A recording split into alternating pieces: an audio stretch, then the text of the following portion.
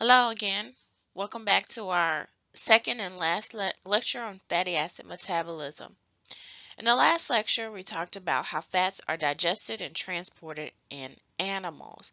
So there are extra steps and precautions taken to break down fatty acids because they are not soluble in water, and also how we get them into the mitochondria so they can be oxidized. And so that will include things like the carnitine shuttle, in which we add a coenzyme A group to our fatty acid so they can be oxidized and then put into the citric acid cycle.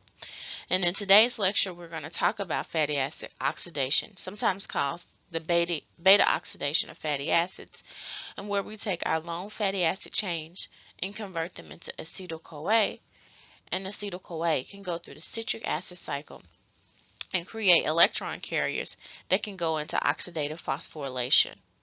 And then very briefly, we're going to talk about how sometimes, under certain conditions, the fatty acids are converted into ketone bodies. So just as a short review of the very last thing we talked about, we went through the process of breaking down our triglycerols. The glycerol, of course, can go through glycolysis as a gap molecule. And then we have our free fatty acids. So then our free fatty acids are carried through our bloodstream within a serum albumin. But once they get to the cell of interest, where we want to break those down and get energy into the cell, they get primed first in a step that's not shown here with an ATP, and then converted into fatty acyl-CoA. So this, remember, this R group is going to be our long fatty acid chain. All right, so we have this in the cytosol of the cell. But now we want to get into the mitochondria because that's where our oxidation, our metabolic enzymes are. And so it gets converted to a carnitine, fatty acyl-carnitine molecule. Doesn't matter the structure of it. We place this carnitine on our fatty acid chain. They get transported into the mitochondria, and the carnitine is traded back out for a fatty acyl-CoA. So this here, is from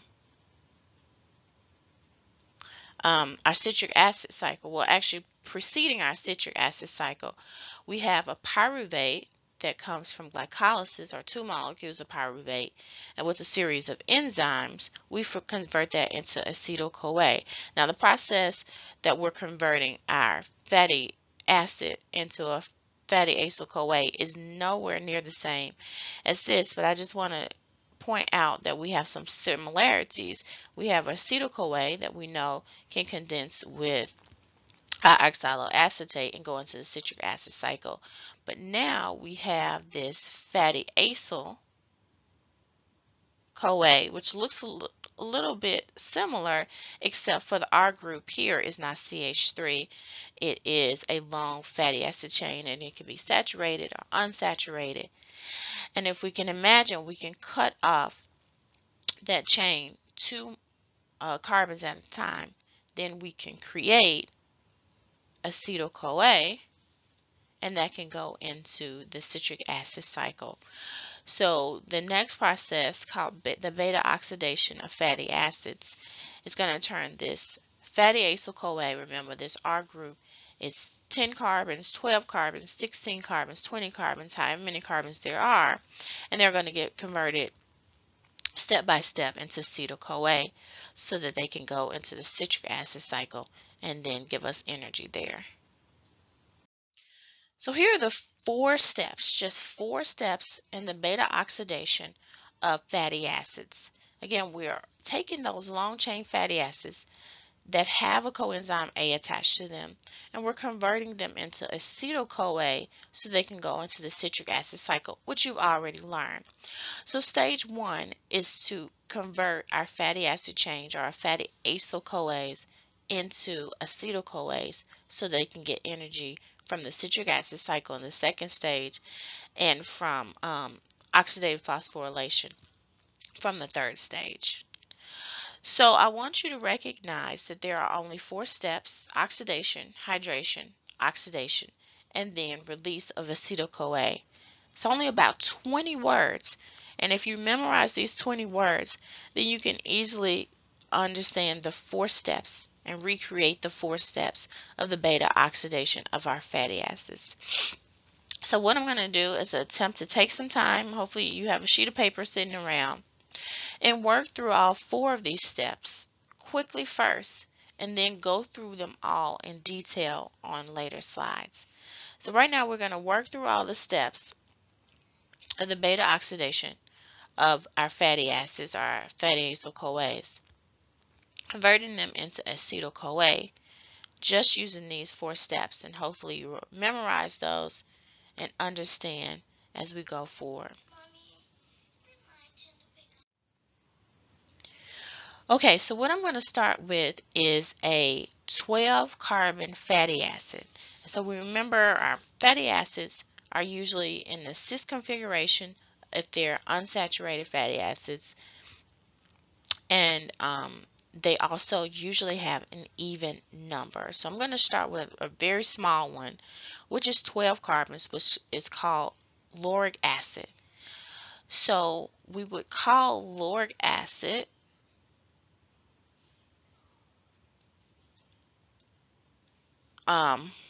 we would call it Laurel CoA. So I'm just telling you this for reference. So I have my free fatty acid. I took off the glycerol, was part of a triglycerol, and now it's floating around, and I have it in the mitochondria of the cell, and I want to break it down into acetyl-CoA so that I can actually get energy out of it. So let me first draw a Laurel CoA, hopefully. So I'm going to start with my carboxylic end over here, and it's attached to a coenzyme A. And remember the numbering system is 12 carbons, and it has no double bonds. If it had double bonds, I would say delta 9 or delta 10 or delta 11. But this one is 12 carbons, no double bonds. It's called lauric acid. But now I'm going to call it Laurel CoA. Alright, so Laurel CoA, I'm going to name from my carboxylic end. This is carbon number 1, 2, 3, 4, 5, 6, 7, 8, 9, 10, 11, 12. So this will be Laurel CoA, carbon number 1. And carbon number 2, same naming system that it was in chapter 10, would be my alpha carbon. And then carbon number 3 be my beta carbon. The numbering system has not changed. It's the alpha carbon, the first carbon following the carboxylic acid carbon, and the beta carbon. So this is why it's called the beta oxidation, because if you look at it, if we were to draw an imaginary line through here, I would have an acetyl-CoA after the beta carbon. All right, so the first step is the oxidation to an alkene. So what is oxidation? We remember that oxidation, oil rig from freshman chemistry. So oxidation is loss of electrons, reduction is gain of electrons. All right, so we're going to lose electrons and we're going to form an alkene. All right, so we're going to form an alkene. We're going to form our alkene, and we're going to lose electrons. And we lose electrons, remember we have to give those electrons to something, and we're going to give those electrons usually to FAD or NAD+. And so in this case, since we're forming an alkene, a double bond, we're losing 2 electrons to 2 hydrogens. And last time we saw that when in the citric acid cycle, when we formed an alkene, we lost 2 hydrogens at once, and FAD is capable of taking on those 2 hydrogens. And so if we're going to say for this step, and we'll learn the enzymes on the next slides. But in this step, we're going to put in an FAD,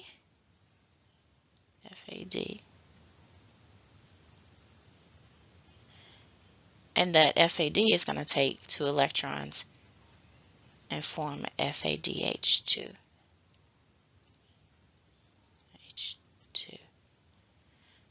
Wish I had something other than this mouse, but my handwriting is pretty bad anyway, so it doesn't matter. All right, so where are we going to put that double bond? We're going to have a fatty acyl CoA, so this is our fatty acyl CoA, to trans delta 2. So remembering that we're doing beta oxidation, so we're going to have a double bond between the alpha and the beta. So let me just draw that quickly as I can. Oops. CoA.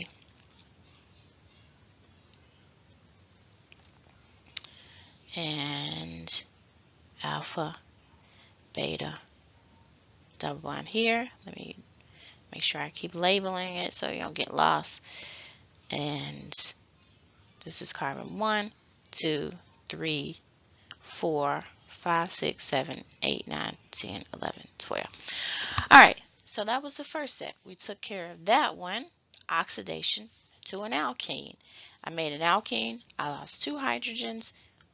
Who took those 2 hydrogens, or who took those 2 electrons? FAD, because they're capable of taking 2, and I formed an FADH2. Let me just draw what I had on the previous slide really quickly. We did the oxidation to an alkene. So let me take my lauryl CoA, which is 12O.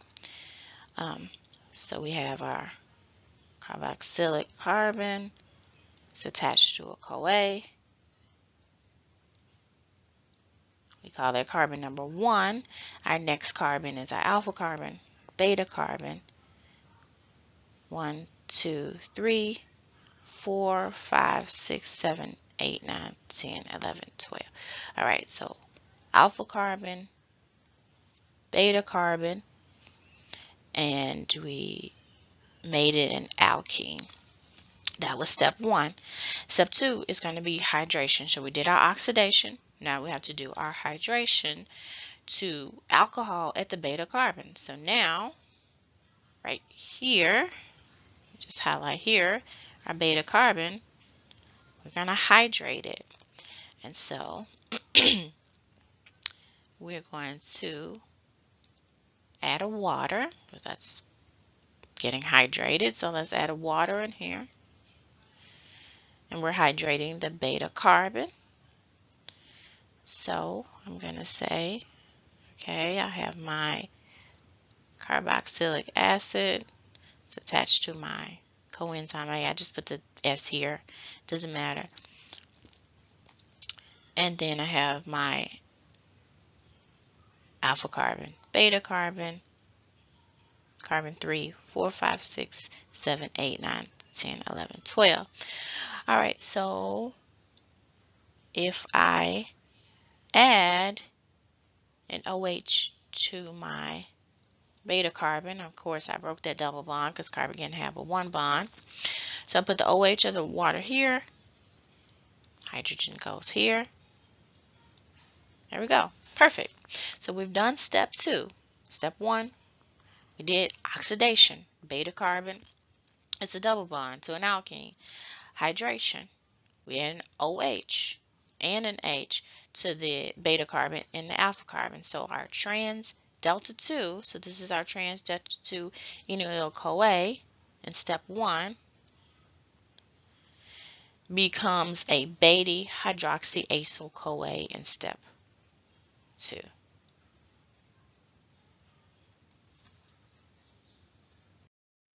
So we started with lauryl CoA and we oxidized it and formed an alkene. Then we hydrated it and form a beta hydroxyacyl CoA. So let's start there. Our beta hydroxy, so I'll start with my carboxyl carbon. It's attached to a CoA. That's carbon 1. And then we have our alpha carbon, beta carbon. I like to label those. And carbon 1, 2, 3, 4, 5, 6, 7, 8, 9, 10, 11, 12. And we have a beta hydroxy. So put the OH here. Right, the next thing we're going to do, oxidation, hydration, oxidation. I'm going to oxidize to a ketone. So remember that a ketone is going to have our hydroxyl group now forming a ketone. So when we're forming a ketone, we're losing this hydrogen, we're losing an electron who takes up one hydrogen or one electron. It's going to be NAD+. So in the first step, we formed a double bond, and we lost two hydrogens, and so that went into FAD, forming FADH2.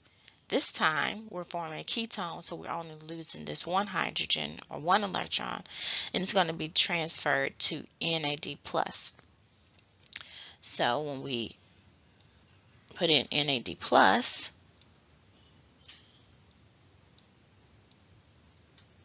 of course, it's an electron carrier, so it's going to take that electron or that hydride and give NADH. DH plus H plus. Alright, so I'm going to oxidation, I'm forming my ketone. So this is my ketone.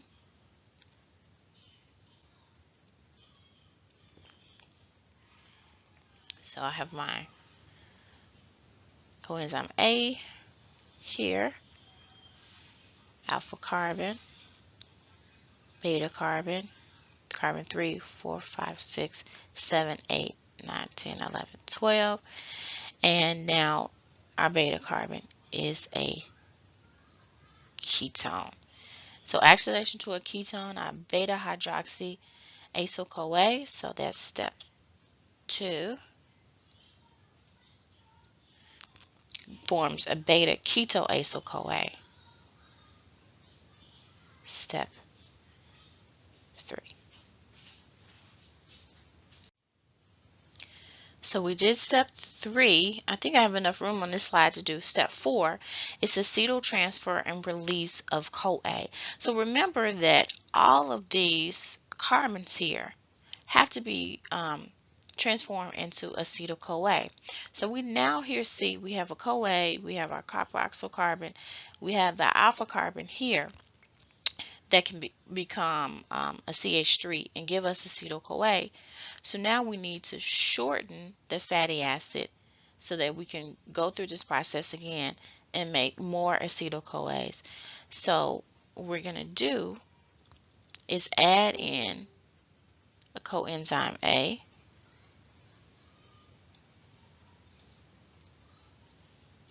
I'm going to call it CoAsh now. And we can shorten it by adding this group here, this coenzyme A group here, and then we're going to release acetyl CoA. So here we would have, right, our alpha carbon will be here. Now it's a methyl group. Attached to our carbon number 1. And our first coenzyme A that we added before in the carnitine shuttle. And then we added another coenzyme A and formed now our 10 carbon compound.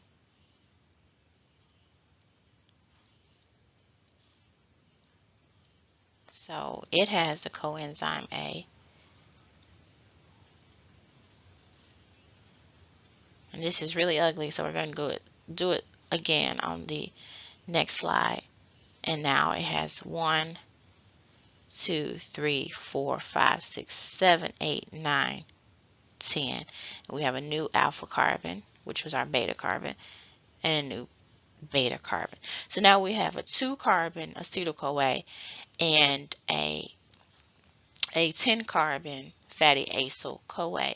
And we can go through all the steps again and make more acetyl-CoA. So if we go through 5 rounds of this beta oxidation pathway, then we can form our 6 acetyl-CoAs, and those 6 acetyl-CoAs can go through the citric acid cycle and give us energy.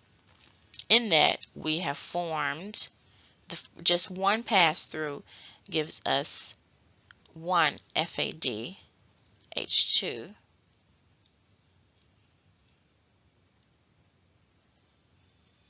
and 1 NAD plus, and NADH, and these are electron carriers that are going to give us energy, but also gave us 6 acetyl-CoAs, which are going to go through the citric acid cycle and produce more FADH2s and more NADHs that we'll see the fruit of in oxidative phosphorylation. So now let's go through the steps more slowly of the beta oxidation pathway. Hopefully this is not confusing or too messy, so we can try again right now to memorize the steps of beta oxidation of our fatty acids. So in step 1, we saw oxidation. So let me just put this here, oxidation. So oxidation is loss of electrons, forming an alkene. Oxidation. And so your book uses an example in this figure of palmitoyl-CoA, which is 16 carbons. It's fully saturated, so 16 and O. And we oxidize between the beta and alpha carbon and formed a double bond.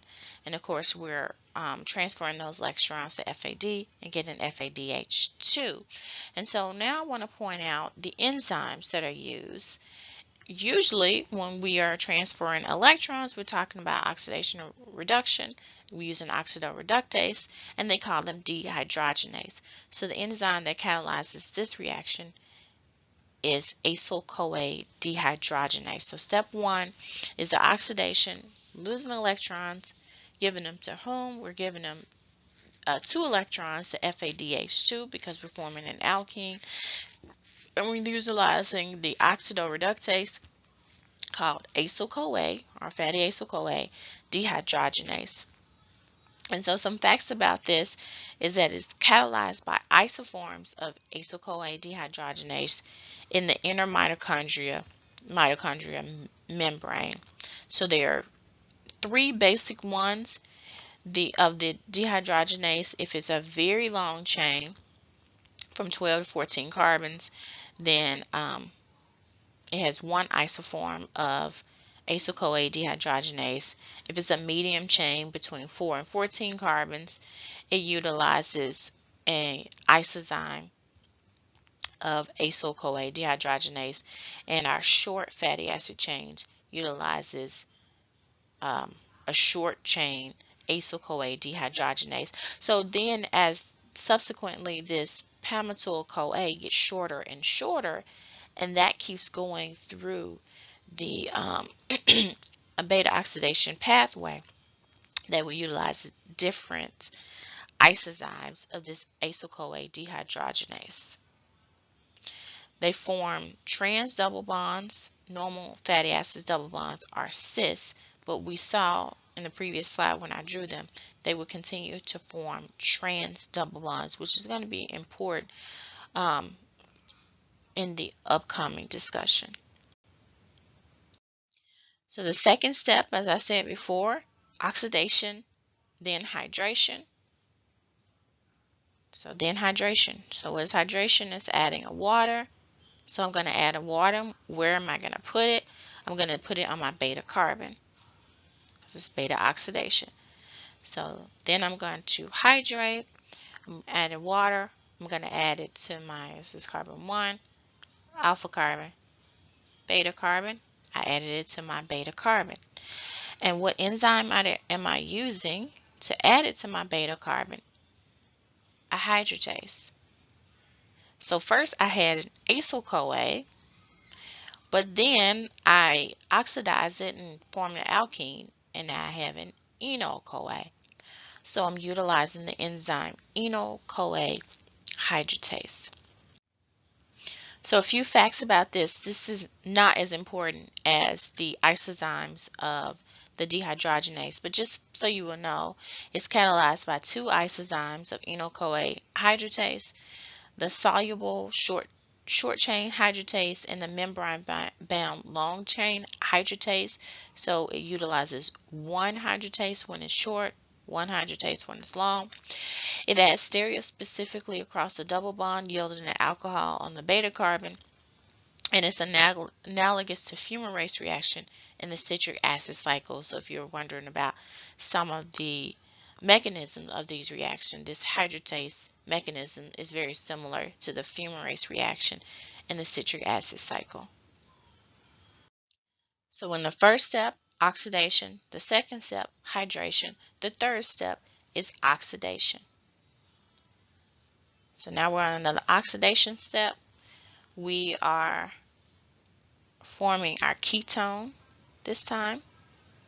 So that means we're forming a double bond. We're taking a hydride, and now we're only taking one, so we're adding it to our electron acceptor, which is NAD+. So oxidation, hydration, and then oxidation. This time, we're removing one hydride, so we're going to transfer that to our one electron acceptor, NAD+, to get NADH and H+.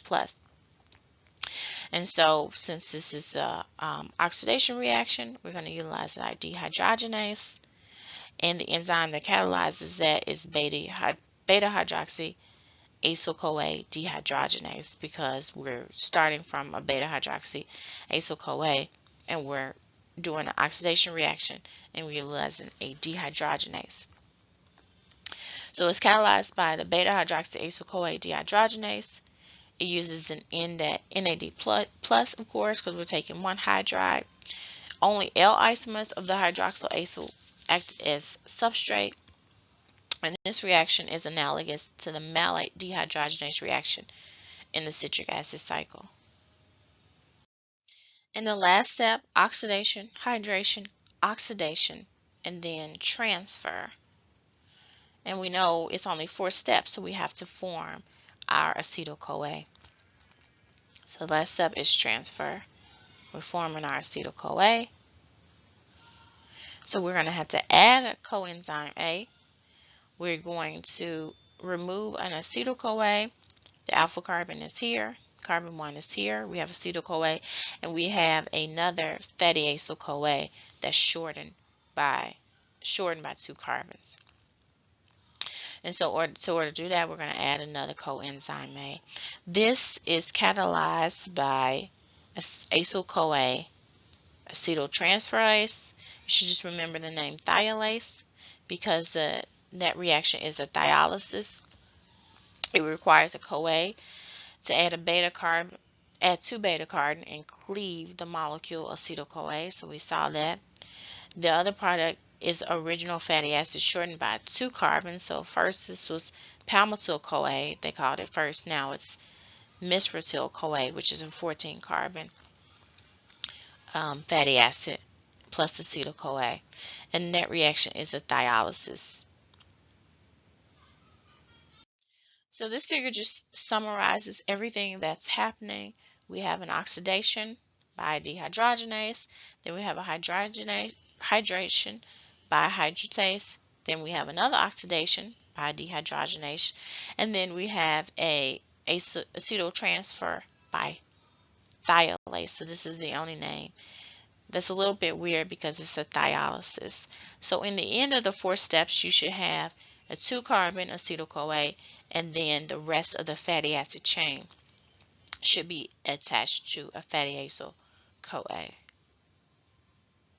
So in summary, for the fatty acid catabolism energy for the palmitoyl-CoA, we have acetyl-CoA and a 14 carbon fatty acyl-CoA, repeating the 4-step process of beta oxidation 6 more times for palmitic acid into 8 molecules of acetyl-CoA, 16 carbons, break them up into 2 carbon units of acetyl-CoA, so we have 8 acetyl-CoAs.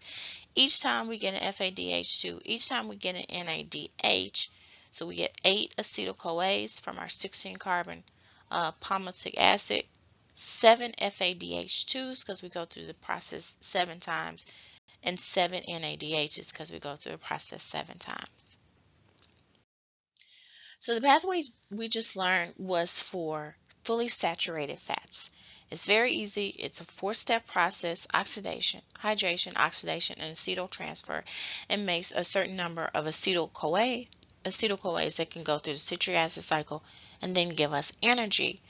But most of our biologically occurring fatty acids are unsaturated. They have at least one double bond, and so an extra step has to be taken when we actually get to that double bond so that we can form our acetyl-CoA and our fatty acyl-CoA.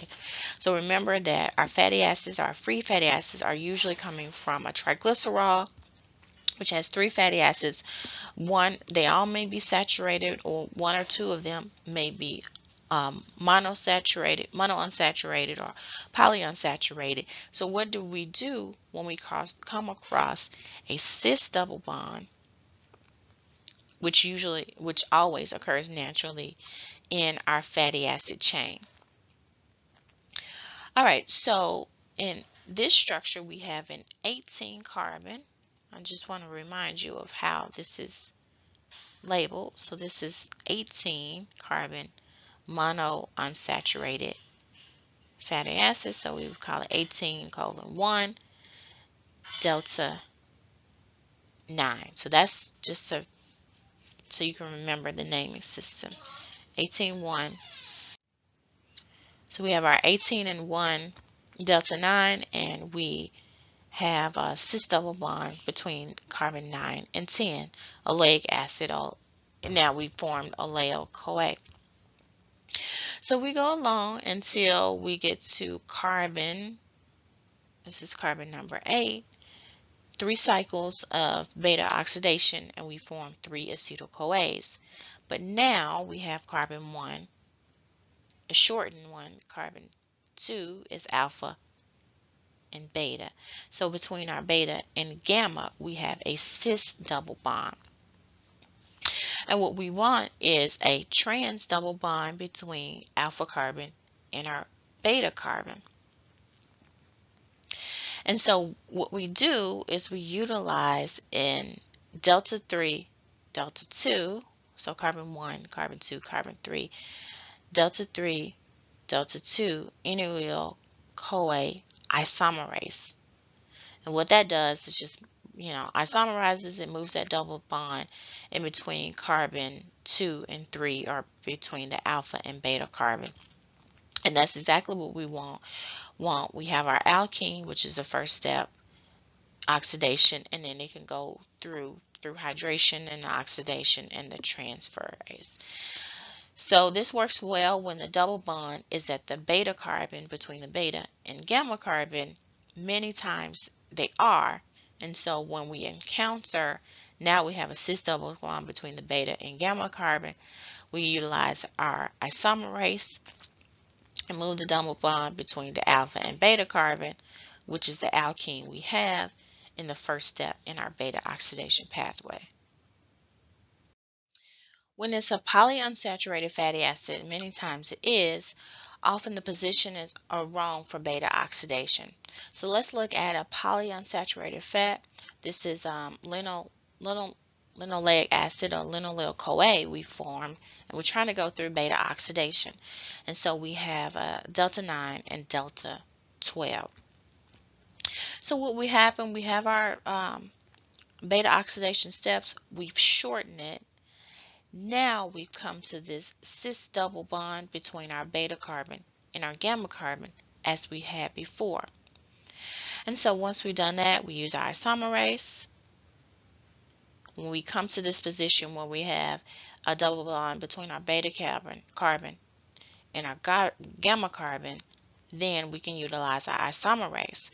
What we want in the first step of beta oxidation is a double bond oxidation to an alkene between alpha carbon and a beta carbon. So we can take that off as well. So now, okay, that's great. That can go through the subsequent steps of beta oxidation, form acetyl-CoA. Now we get to the point where we have beta oxidation and we form our alkene. It's between carbons 2 and 3, which is our alpha and beta carbon. And then we also have a double bond between our gamma and epsilon carbon. And this becomes a problem for our enzymatic activity. So then we utilize a reductase. So it doesn't matter what the name is exactly. We're just utilizing a reductase. And this always uses an NADPH to an NAD+. So we're doing a reduction reaction. It's not called a dehydrogenase. It's a reduction reaction, and we remember reduction is gain of electrons. So we're going to gain an electron. We're going to take that hydrogen from our NADPH, not NADH, our NADPH, and we're going to add it into our fatty acid chain. And we're going to get our hydrogens where we want it, so, or our double bond where we want it, alpha carbon, beta carbon. And it's not exactly where we want it because it's between the beta and gamma carbon. And we want it between the alpha and beta carbon. So then we have to utilize another isomerase. And when we do that, we have it in between our alpha carbon and our beta carbon, which is where we want it because that's the first step in our beta oxidation pathway. So when we have this alkene, that's the first step. Then we can go through hydration, our next oxidation, and our acetyl transfer. So let me just go over that again quickly. So we started with this polyunsaturated fatty acid. It has two double bonds, and the double bonds are next to each other in a position such that we're going to have the wrong position for our oxidation reactions. All right, so the first thing we do is we cut off all these acetyl groups as acetyl-CoA. They're gone. Now we have the point that we had before where we had a cis double bond between our beta and gamma. Now if we can just move this cis double bond to a trans double bond between alpha and beta, that would be the first step in our beta oxidation pathway. So that's what we do. We utilize isomerase. It doesn't matter the specific name of isomerase, but we know when we have a double bond between beta and gamma, we want it between alpha and beta. So we utilize our isomerase. Now we have this double bond here between alpha and beta. And so we know what to do with that. We have our oxidation reaction. This looks just like the oxidation reaction we had before. Then we hydrate it. Then we oxidize it. And then we transfer and we remove this acetyl-CoA. Then a step that's skipped here is now between carbon 2 and 3, which is alpha and beta. We've already gone through the trouble of step 1, which is we made this alkene between alpha and beta. The problem here is right next to it, we have this other cis double bond, and we want to get rid of that. And so we're going to reduce it. Reduction is gain of electrons. So we want to get rid of this cis double bond so we can just have this straight first step of the beta oxidation pathway. So we're going to reduce it with a reductase, and we're going to get electrons from an electron carrier. We're going to utilize NADPH this time. Make sure we're utilizing NADPH, and it's going to give electrons to this double bond, and then we're going to create NADP plus, and then we're going to have a double bond now between the beta and gamma carbon, which is still not where we want it. We want it between the beta and alpha carbon. So we utilize our isomerase, move the double bond between our beta and gamma carbon. This is the first step in our beta oxidation. And so now we have oxidation is done, hydration comes next, oxidation is after that, and then we can go on through the subsequent cycles and form our acetyl-CoAs. Okay, so this step gets into a lot of detail. So I just want to mention to you, not for you to memorize, but to mention to you that sometimes there's oxidation of an odd number of fatty acids. So we know what to do when there is an even number of fatty acids. They all turn into acetyl-CoA, which has 2 carbons. But sometimes there is an odd number of fatty acids, and so we have to do other stuff that you don't have to know, but just know your body can account for an odd number of carbons in a fatty acid utilizing different enzymes, such as a carboxylase. So now we just take that, let's add a CO2 because we want an even number, because we want acetyl-CoAs, because that can go through the citric acid cycle. So we would utilize a carboxylase to add a CO2 so that we can have an even number, so that we can form acetyl-CoA. So a lot of other stuff is going on. There's an epimerase, there's succinyl-CoA, whatever is happening, we're accounting for that by carboxylating our fatty acid. So our last objective was to learn about ketone bodies. So first of all, what is a ketone body? It's called body for some historic reason. There are three ketone bodies. There's acetone, that's acetoacetate, and beta hydroxybutyrate. So what is a ketone body and why do we form them?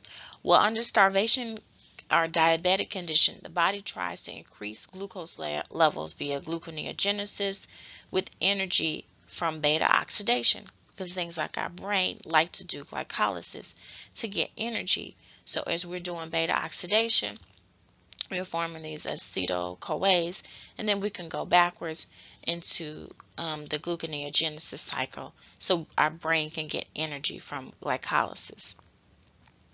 But gluconeogenesis also consumes citric acid cycle intermediates, slowing the cycle and trapping CoA as part of acetyl-CoA.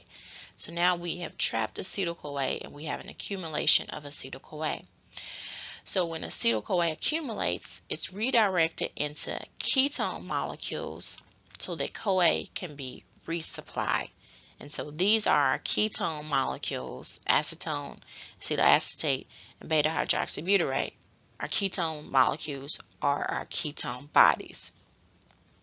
So under certain conditions, we can use ketone bodies as an alternative fuel for the brain, like if you are in maybe on a keto diet.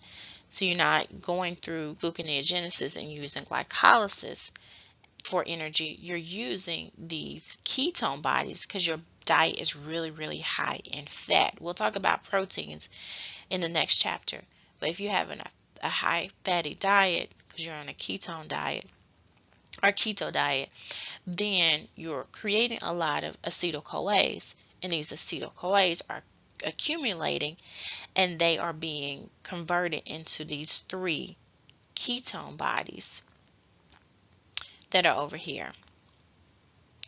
But if they are present in too high of a concentration, they become dangerously acidic for the blood. So I don't know much about the keto diet, but I know that we're utilizing these ketone bodies for our energies, which we can do under certain conditions. The term acidosis is low blood pH affecting the enzyme activity when you have too many of these ketone bodies, or ketosis is low blood pH caused by extremely high levels of ketone bodies. And you would see that sometimes in people who have a diet that's too high in fat and too low in carbs, or in people who are diabetic. I want to note first that acetone is usually not a problem because acetone is very small and can be breathed out. Our body usually accumulates in this acetoacetate and beta hydroxybutyrate because our brain can utilize these for energy when they don't have enough glucose around. And our brain cannot use fatty acids. We can't transfer our fatty acids to the brain so they can be converted to energy there because they can't pass through the blood-brain barrier, but these ketone bodies can. So that's why you would see ketone bodies being utilized for energy. So simply and quickly, how do we get these ketone bodies? We've accumulated too much acetyl-CoA, so our body, utilizing a thiolase, shoves them together. So we stick these two together, and then by a process of a whole lot of reactions, reaction, we get two acetyl-CoAs, we lost the coenzyme A, and we form acetoacetate, sorry. So two acetyl-CoAs stuck together, a whole long process. We get rid of the coenzyme A's and we get acetoacetate. And then if we decarboxylate it, we get acetone, breathe that out. And then if we oxidize it, we get beta hydroxybutyrate. So in this process, we release two coenzyme A cofactors, and then we can utilize these other ketone bodies, hydroxybutyrate and acetoacetate, are exported to the brain if we need energy under certain starvation conditions or whatever conditions may be causing us to accumulate acetyl-CoA and need to use that for energy. I hope that you bring all your questions concerning fatty acid catabolism during this week. I pray for you and your family, and I hope you study well and sleep well and are well. All right, till next time.